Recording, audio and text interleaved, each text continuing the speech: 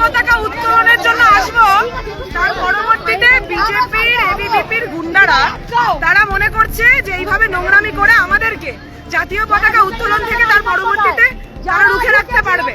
এবং খুব আশ্চর্যজনক ভাবে এখানে পুলিশ বলছে যে আমরা সামনে থেকে সরে যাবো, আমাদেরকে ঠেলে সরানো হচ্ছে। বিজেপির গুন্ডা দালালরা যে এখানে উপস্থিত আছে তাদেরকে প্রোটেকশন দিচ্ছে পুলিশ, তাদেরকে প্রোটেকশন দিচ্ছেন পুলিশ।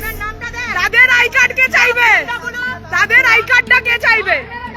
মেয়েগুলোর আই কার্ড, প্রত্যেকটা ছেলে মেয়ে, শান্তন প্রত্যেকটা ছেলে মেয়ে যে কটা অ্যাটাক করেছে, যদি আই কার্ড না থাকে গ্রেফতার করো, গ্রেফতার করতে হবে। আর যদি পুলিশ কি করে প্রিন্সিপাল পারমিশন দিচ্ছে, পুলিশ কি করছে, স্টুডেন্ট ছাড়া লোকজন আশুতোষের ভিতরে কি করছে, পতাকা উত্তোলন হবে সেইখানে কি কারা রুখতে এসছে? আরে আই কার্ডটা দেখুন না স্যার, স্যার ঢোকাচ্ছে, আই কার্ড দেখে ঢোকান, আই কার্ডটা দেখে ঢোকান। আই কার্ড কোথায়?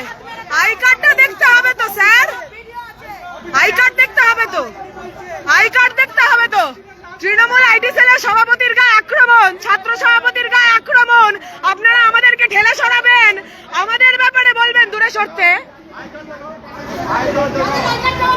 আরে আমরা দেখা, আরে ঠিক আছে, যাদের আই কার্ড আছে নেই সেই জিনিসটা দেখ। শান্তন কি বলছেন স্যার? কি বলছেন? যখন মারছিল তখন কোথায় ছিলেন? যখন